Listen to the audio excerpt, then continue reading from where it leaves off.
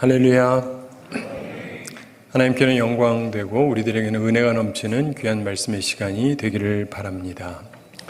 결혼해서 50년을 살면 금혼식이라고 그러죠. 근데 어떤 부부가 금혼식을 맡게 됐습니다. 그래서 사람들을 초대하고 금혼식을 하는데 이 남자분이 이제 말할 시간이 됐는데 한마디 했습니다.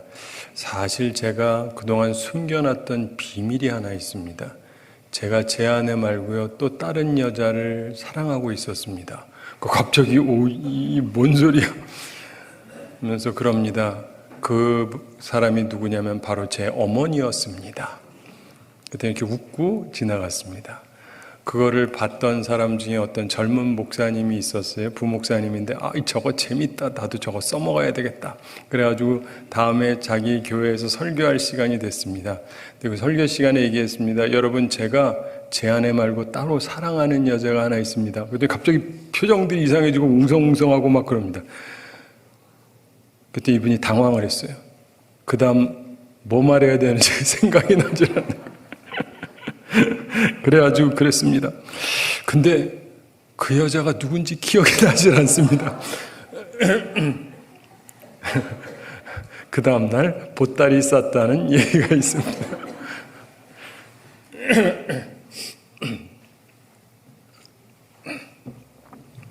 우리가 행복을 위해서 웃음도 필요하고 좋죠. 그런데 웃음도 지혜롭게 사용해야 됩니다.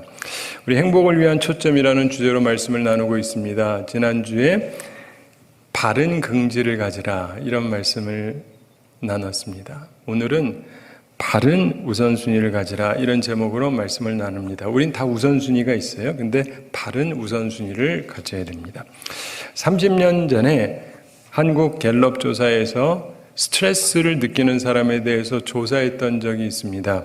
그때 조사 결과에 의하면 이제 어른들한테 질문한 건 애들 말고 어른 중에서 62%가 스트레스를 느낀다고 답변을 했습니다. 그리고 나서 5년이 더 지나서 다시 이제 이 조사를 해봤는데 그 조사에 의하면 75%가 스트레스를 느낀다고 답변했어요. 훨씬 더 올라간 거죠. 자, 그런데 스트레스를 받는 가장 큰 이유가 뭐냐? 1번이 뭘까요? 경제 문제였어요. 이 경제 문제. 그다음에 두 번째는 직장, 사업 이런 거. 그러니까 그런 것들 결국 따지고 보면 다 경제 문제가 제일 커요. 물론 그 밖에도 뭐 자녀 교육이라든가 정치 문제라든가 건강 문제라든가 부부 친인척 갈등 이런 것도 있긴 한데 상대적으로 좀 낮았습니다. 자, 그리고 나서 시간이 지났죠. 지금 우리나라가 전 세계에서도 꽤 잘 사는 나라 중에 하나가 됐지 않습니까? 그래서 뭐 맨날 OECD 국가 중에 어쩌고 저쩌고 이런 얘기를 하는데 최근에 영국에서 조사를 해봤습니다. OECD 국가 중에서 스트레스를 어느 나라가 제일 많이 받느냐 해서 쭉 열거 있는데 우리나라가 자랑스러운 1위를 차지했습니다. 대한민국 스트레스 1위 국가. 뭐 자살률도 1인 건 잘 아시죠? 네.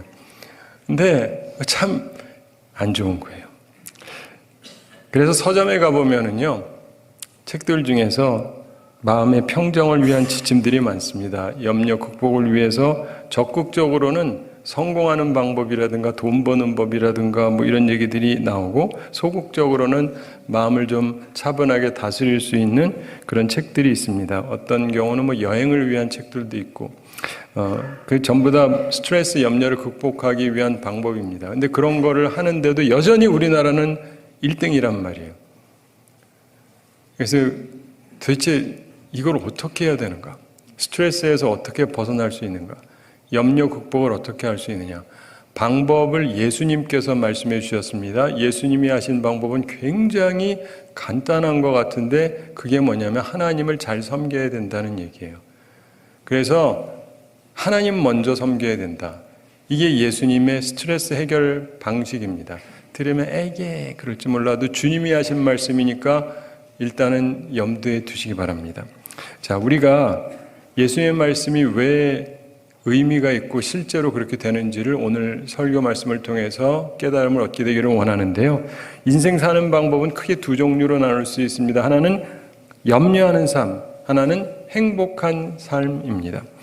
여러분은 어떠신지 모르겠습니다. 염려하는 삶을 사십니까? 아니면 행복한 삶을 사십니까? 근데 보면은 염려하는 사람들 보면 특색이 있어요. 이 사람들은 가난하든 중산층이든 부자든 상관없이 공유하는 게 있는데 그게 뭔지 아세요? 이 사람들은요, 돈을 섬기는 삶을 살아요. 이런 사람들은 염려 속에서 살아갑니다. 그런데 염려 없이 행복하게 사는 사람들을 보면 이 사람들은 가난하든 중산층이든 부자든 상관이 없습니다. 이 사람들은 하나님을 섬겨요. 교회 다닌다가 아니라 교회는 뭐 다니는 사람 많죠. 근데 행복한 삶을 사는 사람들 보면은 말 그대로 하나님을 섬기는 삶, 하나님 먼저 이런 삶을 살아갑니다.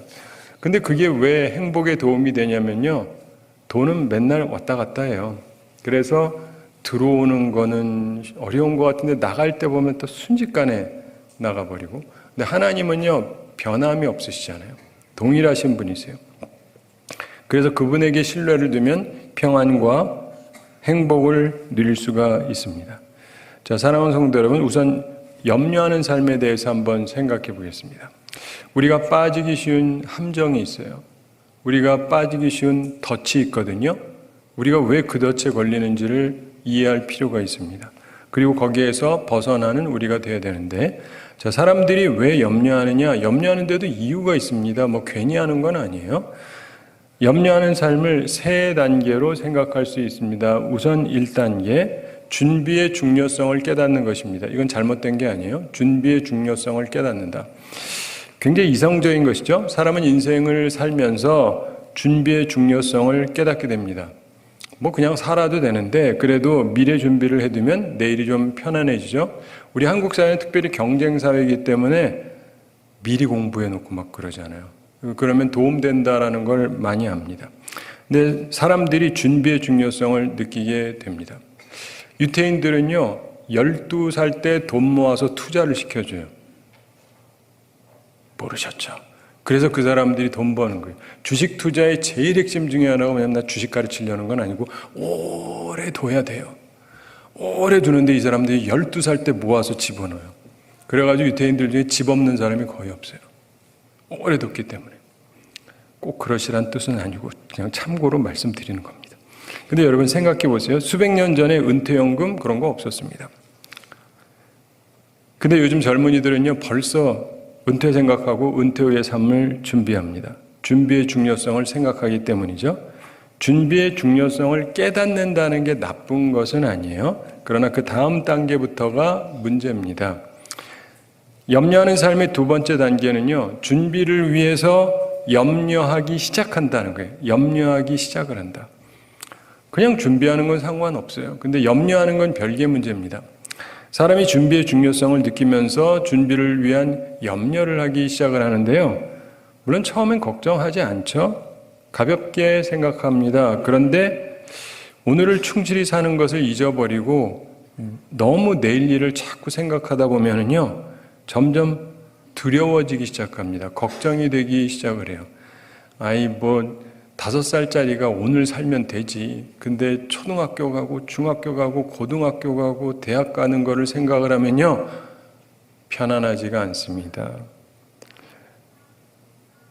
어른이 돼서도 마찬가지입니다. 우리 중에서 오늘 먹을 게 없어서 새끼 다 굶어야 되는 사람은 별로 없을 거예요. 그럼에도 불구하고 교우들이 대부분이 걱정을 하며 삽니다. 왜요? 오늘은 먹을 수 있는데 내일에 대해서, 다시 말해서 한 달 후, 1년 후, 혹은 은퇴 후, 그 다음에 은퇴하신 분은 은퇴하고 5년 후, 10년 후 계속 생각을 해요. 그러면서 염려를 하기 시작을 합니다. 이때부터 사람이요, 덫에 걸리기 시작하는 거예요. 걱정의 덫에 걸리기 시작합니다. 무슨 덫이요? 걱정의 덫. 염려가 덫이에요, 덫. 사람은 기껏 살아봐야 100년 사는데 막 몇백 년 후까지도 걱정하고 1000년 후도 걱정하는 사람들이 있지 않습니까? 근데 불필요한 걱정을 사람들이 참 많이 합니다. 현 시대가 걱정의 덫에 걸린 결정적인 증거가 있습니다. 여러분 다 아는 거, 그게 뭔지 아세요? 보험입니다. 보험. 몇백 년 전에는요, 보험이라는 게 아예 없었어요. 근데 지금은 다 하잖아요.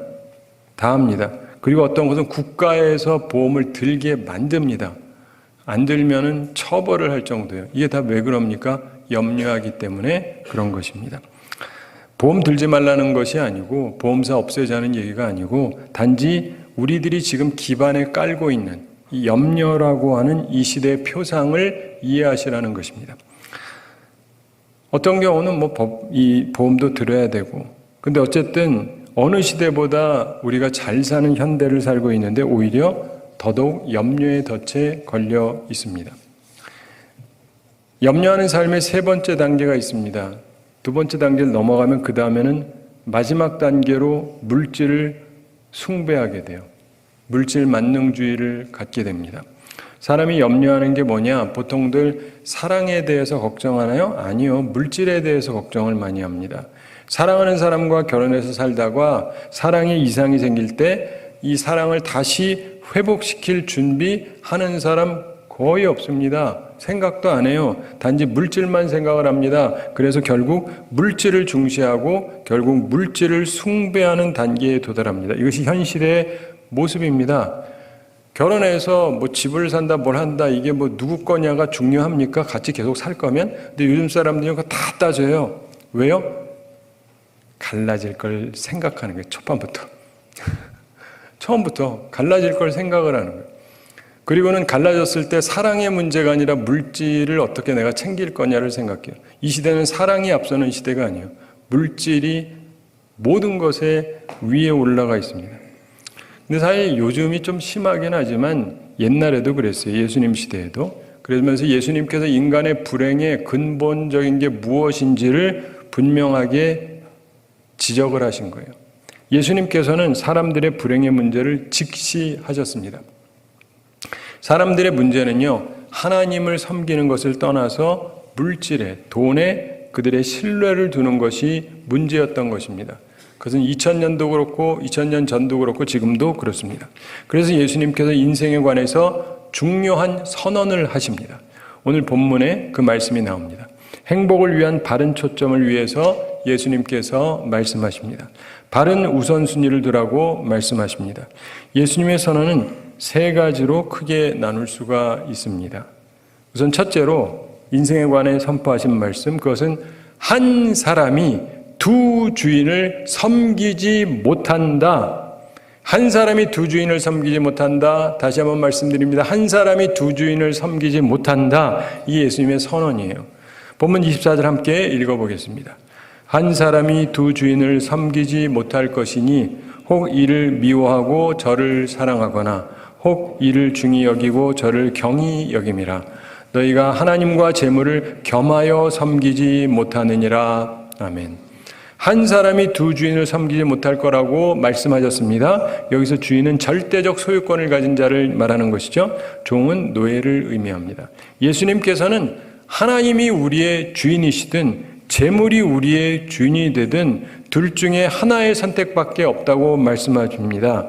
이 말씀은 우리가 재물의 노예가 되지 말라는 말씀이죠. 무엇보다도 둘 다 하면 안 되나? 안 된다는 말씀입니다. 무엇보다 하나님과 돈을 함께 섬길 수 없다고 선언하십니다. 혼합적인 자세가 불행을 가져오는 것입니다. 여러분, 스트레스를 주는 근심의 원인이 뭔지 아세요? 사람의 마음에 두 가지 생각을 품으면 그때부터 스트레스예요. 이쪽도 좋고 저쪽도 좋고 사랑관계가 그러면 삼각관계가 되는 거고 그럼 이제 골치 아파지는 거죠. 모든 부분에 있어서 재물이든 무엇이든 두 마음을 품을 때 사람이 혼란해지기 시작합니다. 사람은 하나님의 형상으로 지음을 받았습니다. 그래서 인간에게 물질보다 더 중요하다는 것을 어렴풋이 압니다. 그런데 바른 우선순위를 갖지 않고 자꾸 물질을 앞세우려고 하는 사람들이 많습니다. 그렇게 하면 불행할 수밖에 없습니다. 그러므로 하나님의 말씀을 귀 있는 자는 들으시기 바랍니다. 하나님과 재물을 겸하여 섬기지 못하느니라. 예수님의 말씀입니다. 하나님과 재물을 겸하여 섬기지 못하느니라. 주님은 그래도 나는 할 수 있어? 이러지 마십시오. 이걸 염두에 두셔야 돼요. 두 번째로 예수님께서 인생에 관해서 선포하신 말씀이 있습니다. 그것은 우리가 그대로 받아들여야 되고 또 우리가 잘 아는 말씀이긴 한데 실제로 하려고 하면 조금 어려운 말씀입니다. 주님께서 말씀하십니다. 내일 일을 위하여 염려하지 말라. 내일 일은 내일이 염려할 것이라 이렇게 말씀합니다. 내일 일을 준비하지 말라가 아니에요. 내일 일을 염려하지 말라. 본문 34절에 그런 말씀이 나오죠. 34절 말씀 함께 읽어보겠습니다. 그러므로 내일 일을 위하여 염려하지 말라. 내일 일은 내일이 염려할 것이요 한날의 괴로움은 그날로 족하니라. 아멘. 사랑하는 성도 여러분, 예수님께서 그러시면서 예로 공중에 나는 새를 보고 들의 풀을 보라 이런 말씀을 하십니다. 먼저 26절 함께 읽어보겠습니다. 공중의 새를 보라. 심지도 않고 거두지도 않고 창고에 모아들이지도 아니하되 너희 하늘 아버지께서 기르시나니 너희는 이것들보다 귀하지 아니하냐. 아멘. 여러분, 공중의 새는 농사를 짓지 않습니다. 뭐 심는 거 없어요. 거두는 것도 없습니다. 내일을 위해서 창고에 모아두지도 않습니다. 그러나 하나님께서 길러주신다고 예수님께서 설명하시는 거예요. 그리고 28절 함께 읽어보겠습니다. 또 너희가 어찌 의복을 위하여 염려하느냐. 들의 백합화가 어떻게 자라는가 생각하여 보라. 수고도 아니하고 길쌈도 아니하느니라. 아멘. 들의 백합화를 보면 들풀이 수고해가지고 꽃의 아름다움을 만드는 건 아닙니다. 그렇지만 하나님께서 예쁘게 입혀주셨다고 말씀을 합니다. 우리는 하늘을 나는 새나 들의 풀보다 귀하기 때문에 하나님께서 우리를 길러주시고 입혀주신다고 말씀합니다. 이건 정말 귀중한 말씀입니다. 그러나 재물을 섬기는 데 익숙한 우리에게는 좀 쉽지 않은 말씀입니다. 그렇지만 이것은 주님께서 인생에 관해서 선언하신 중요한 말씀입니다. 기억하세요. 내일 일을 위하여 염려하지 말라. 여러분, 요즘에 보면 우리나라에 개나 고양이를 키우는 분들이 굉장히 많아졌더라고요. 제가 어렸을 땐 별로 없었는데 옛날에는 밖에다 피웠는데 지금은 집 안으로 들어오고 밖에 뜰도 없기도 하지만 하여간 그렇게 사시는데 여러분이 키우는 개나 고양이가 내일 먹을 거 걱정합니까? 왜 걱정 안 해요? 주인이 주니까 그렇지. 그렇죠? 네. 너 나가서 먹고 와? 그러십니까? 아니잖아요. 근데 내가 키우는 개나 고양이도 주인이 책임지고 먹여줄 줄 아는데 하나님은 안 그러실까요? 그것도 자녀인데. 좀 생각해 보시기 바랍니다. 예전에 미국에서 특이한 일이 있었습니다. 1997년 6월이었는데 미국 매사추세츠의 한 가게의 종업원이 화장실에 갔다가 그 바닥에 $20짜리 지폐가 하나 떨어져 있는 걸 발견했습니다. 이게 뭐지? 하고 봤는데 거기에 글이 적혀 있어요. 도와주세요. 납치되었어요. 경찰에 연락해 주세요. 이렇게 써져 있는 거예요. 그리고는 오클라호마 전화번호가 2개가 적혀 있었습니다. 그래가지고 종업원이 경찰에 연락을 했습니다. 누군가 납치되면서 이렇게 흘리고 간 것 같아요. 영화 보면 그런 얘기들이 조금씩 나오거든요. 근데 경찰이 전화번호를 추적해 봤습니다. 그랬더니 나이든 부부의 전화번호예요. 매스컴에서 실종된 이 부부 사진 인상착의를 발표했습니다. 그러면서 누구든지 이 부부를 발견하시면 연락해 주십시오. 미국을 발칵 뒤집으면서 그렇게 했습니다. 이들 부부에게 2딸이 있었는데 그 2딸이 크게 걱정하면서 경찰의 연락만 기다리고 있었습니다. 그런데 드디어 연락이 왔는데 누구한테 연락이 왔냐면 그 남편 되는 분한테 연락이 왔어요. 그래가지고 경찰한테 연락이 왔습니다. 그러면 저희 아무 일도 없습니다. 그러면서 뭐라 하냐면 뭐하고 계시냐 그랬더니 바다의 풍경을 즐기고 있어 그럽니다. 아, 이게 뭔 소리냐? 알고 봤더니요, 납치된 게 아니에요. 그럼 이게 어떻게 된 거냐? 이 부인이 영화를 너무 많이 본 것 같아. 그래서 나중에 자기가 납치가 되면 혼자 오클라호마로 가다가 납치되거나 그럴 때 화장실 간다 그래가지고 돈 떨어뜨려서 이렇게 하면 경찰이 올 수 있다. 이 생각을 해가지고 만약의 경우를 위해서 만들어 둔 건데 화장실에 잠시 들렸다가 실수로 떨어뜨렸던 것입니다. 이 여인의 지나친 내일에 대한 걱정이 모두를 놀라게 만들었던 것입니다. 사랑하는 성도 여러분, 내일 일을 염려하지 말라. 우리 주님의 선포의 말씀입니다. 귀 있는 자는 들으시기 바랍니다. 내일 일을 위하여 염려하지 말라. 내일 일은 내일이 염려할 것이요 한날의 괴로움은 그날의 족하니라. 예수님께서 인생에 대해서 선포하신 세 번째 말씀이 있습니다. 매우 귀한 것인데 여러분 잘 아는 말씀입니다. 먼저 하나님의 나라와 의의를 구하라는 것입니다. 본문 33절인데 함께 읽어보겠습니다. 그런즉 너희는 먼저 그의 나라와 그의 의의를 구하라. 그리하면 이 모든 것을 너희에게 더하시리라. 아멘. 이 말씀은 바른 우선순위를 가지라는 것입니다. 누구에게나 우선순위가 있는데 바른 우선순위를 가지라. 그리고 충실하게 살아라. 그러면 의식주 문제 자연스럽게 해결이 될 것이다. 그 외 모든 것을 더하실 거라고 주님이 말씀하셨습니다. 우리 교회를 출석하는 사람에게 이 말씀은 정말 익숙한 구절 중에 하나입니다. 그러나 역시 적용이 잘 안 되는 말씀 중에 하나입니다. 우리 인생의 행복을 위해서 초점이 필요합니다. 우리는 바른 우선순위를 가지고 있어야 됩니다. 여기서 먼저 하나님의 나라와 의의를 구하라. 여기에서 이 세 가지 내용이 있죠. 먼저예요. 먼저. 프로톤이라고 해서 우선. 먼저. 그래서 우선. 하나님 먼저. 이 생각을 하셔야 돼요. 두 번째 구하라고 그러죠. 구하라는 건 제테오라고 해서 찾는다, 목표 삼는다 이런 얘기입니다. 그래서 우선 무엇보다 먼저 하나님의 나라와 의의를 찾고 하나님의 나라와 의의를 목표 삼으라는 거예요.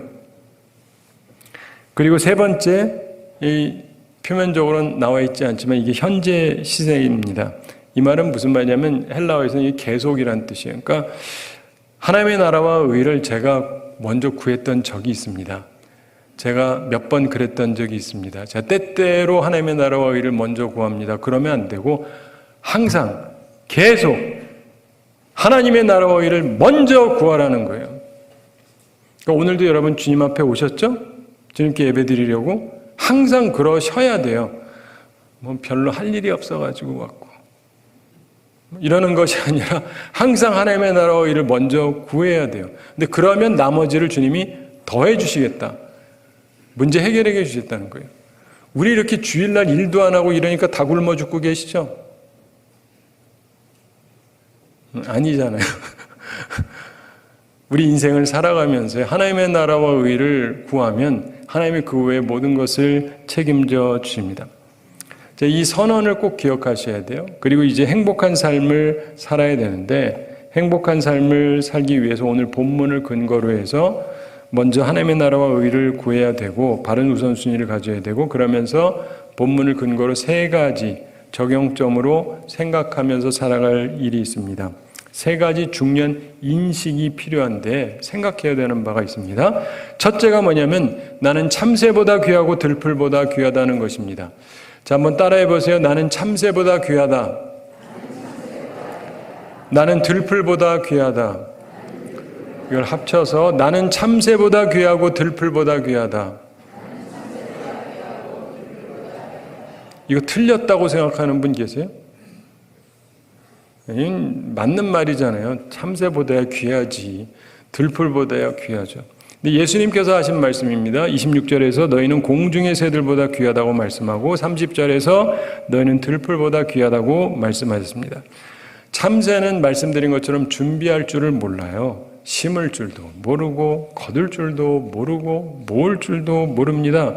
새가 IQ 나쁘다는 거 아시죠? 새가 머리가 나쁩니다. 그래서 우리가 새대가리라 그러잖아요.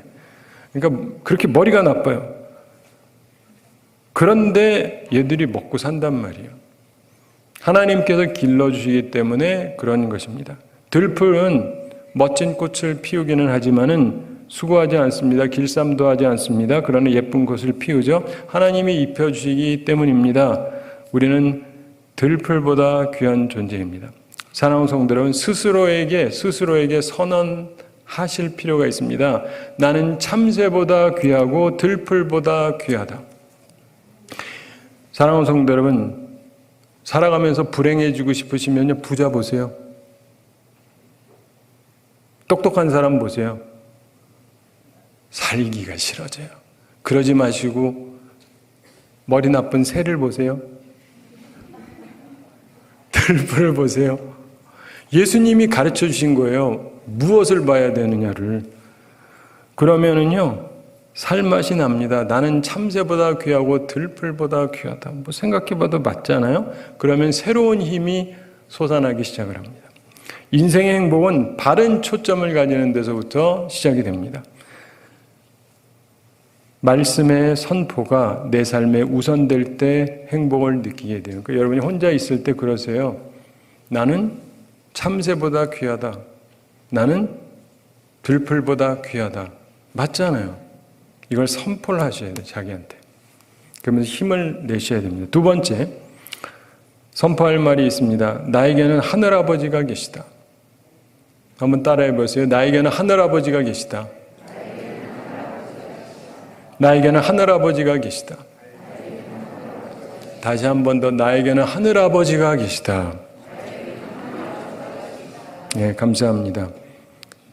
예수님께서 26절 중반에서 너희 하늘 아버지께서 이렇게 말씀했죠. 32절 중반에서도 너희 하늘 아버지께서 이렇게 말씀합니다. 우리에게는 하늘 아버지가 계십니다. 하늘에 있는 아저씨가 아니고 하늘에 계시는 분이 우리 아버지라고 예수님께서 가르쳐 주셨습니다.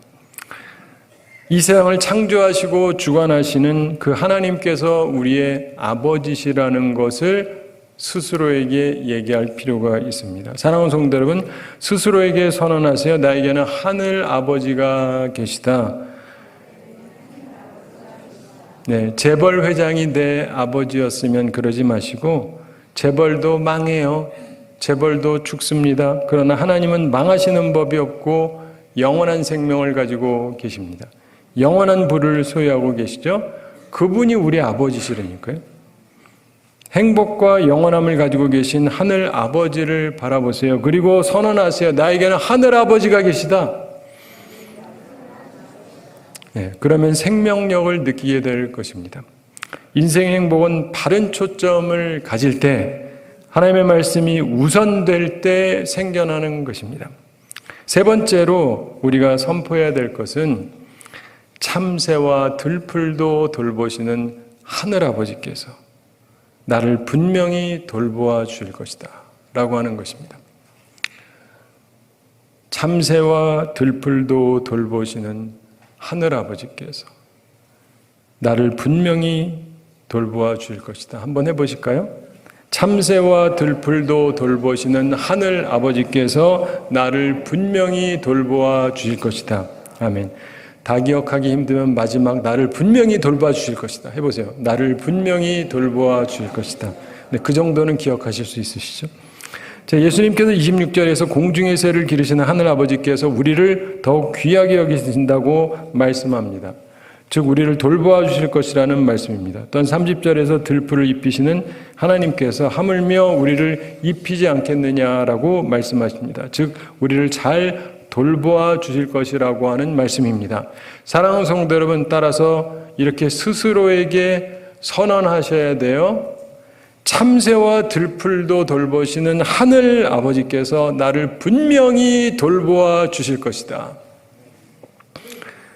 여러분, 회사도 망하고 사람도 죽고 그렇지만 하나님은 다르십니다. 하나님은 망하지도 아니하시고 죽지도 아니하십니다. 하나님께서는 모든 하나님의 백성들을 먹이고 입히셨습니다.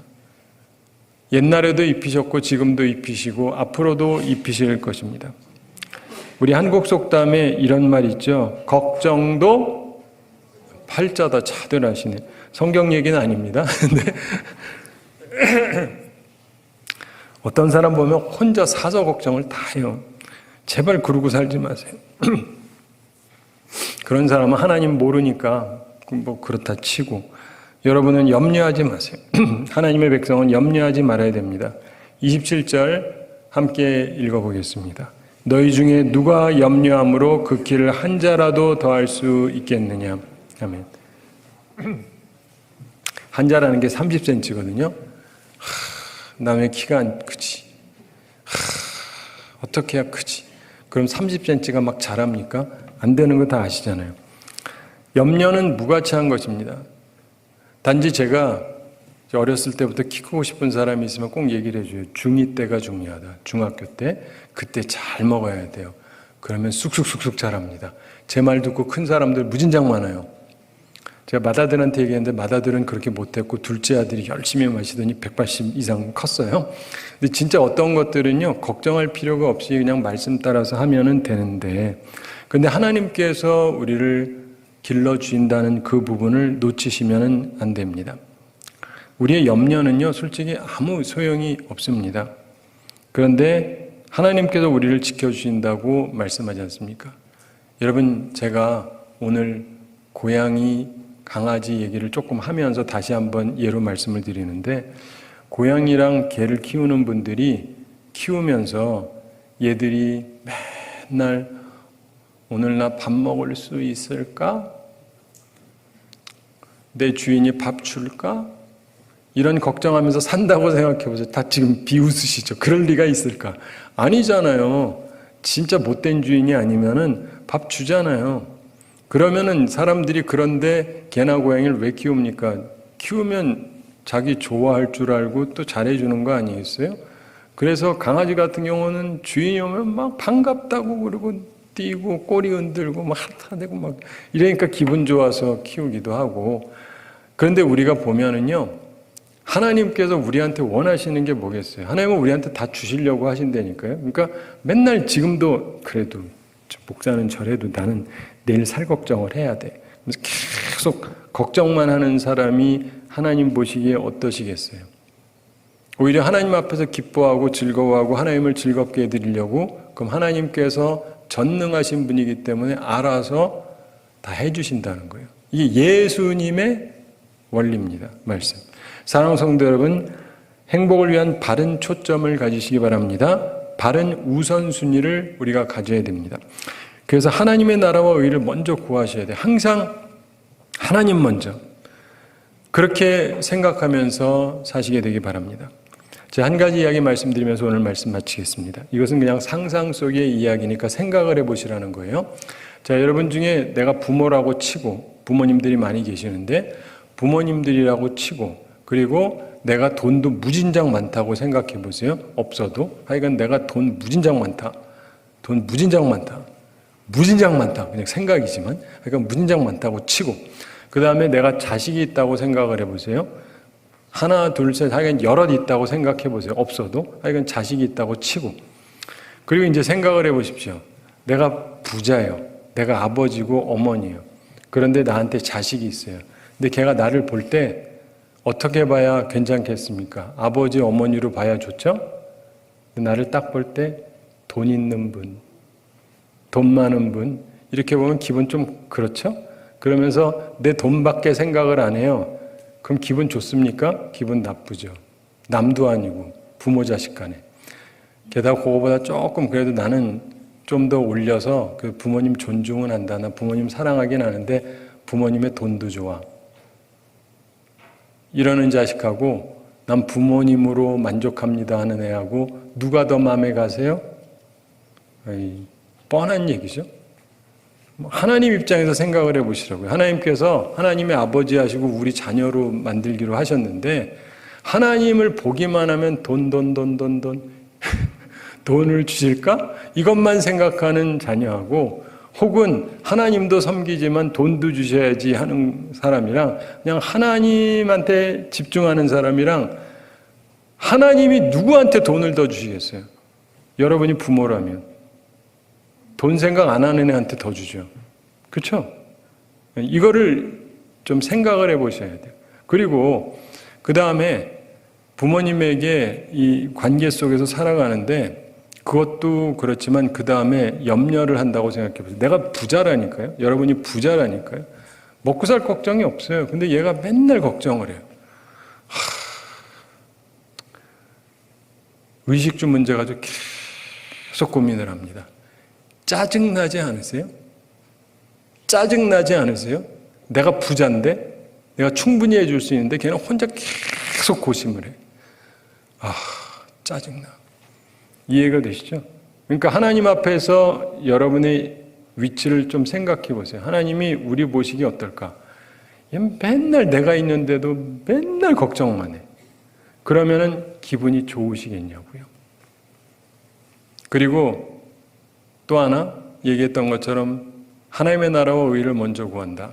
다시 말해서 얘는 나 자체를 좋아하고 그리고 쓸데없는 걱정 안 하고 또 부모님이 돈이 있으니까 그러면서 아버지 어머니 기쁘게 해드리려고 아버지한테 유익한 일, 어머니한테 유익한 일을 자꾸 하려고 그래요. 그러면 얘한테 나머지 다 주시겠어요? 안 주시겠어요? 그렇죠. 주죠. 이런 애를 주지 누굴 주겠어요? 그렇죠? 그러니까 이 원리로 오늘 말씀을 좀 생각해 보실 필요가 있어요.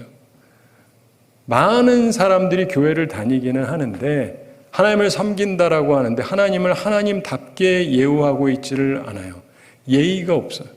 하나님께서 기분이 좋으시겠냐고요. 그러니까 그런 자세를 이제는 쓰레기통에다가 버리시고 잘못된 건 다 쓰레기통에 버리시고 예수님이 가르쳐 주신 것을 딱 마음에 챙기세요. 그리고 이 말씀대로 살아가잖아요. 인생이 그렇게 편할 수가 없어요. 그리고 하나님이 진짜 책임져 주세요. 여러분 진짜 이상한 인간 말고는 정상적인 인간도요. 개나 고양이 키우면 밥 먹여줘요. 그렇죠? 근데 하나님께서 우리 책임을 안 지실 것이다. 이렇게 생각한다면 진짜 하나님을 믿는다고 볼 수가 없죠. 사랑하는 성도 여러분, 이 말씀을 그대로 받아들이시고 들을 귀를 가지고 들으시고 옥토와 같은 마음으로 이 말씀의 씨를 잘 심어서 아름다운 결실을 맺고 그래서 복되게 살아가고 행복하게 살아가는 우리 모두가 되기를 우리 주님의 이름으로 축원합니다. 우리 함께 기도하겠습니다. 사랑의 하나님 아버지, 우리를 사랑하시고 오늘도 저희들에게 귀한 말씀 주임을 감사드립니다. 바른 우선순위를 가지고 저희가 살아갈 수 있도록 주님 저희들을 성령으로 감화 감동시켜 주시고 온전한 주의 사람들이 다 되게 하여 주시옵소서. 우리 속에 있는 염려의 덫, 걱정의 덫 주님께서 제거해 주시고 주님만을 바라보면서 주의 말씀으로 승리하며 우리가 주의 말씀으로 행복한 삶을 살아갈 수 있도록 우리 모든 성도들 축복하여 주시옵소서. 감사드리며 예수님의 이름으로 기도드리옵나이다. 아멘.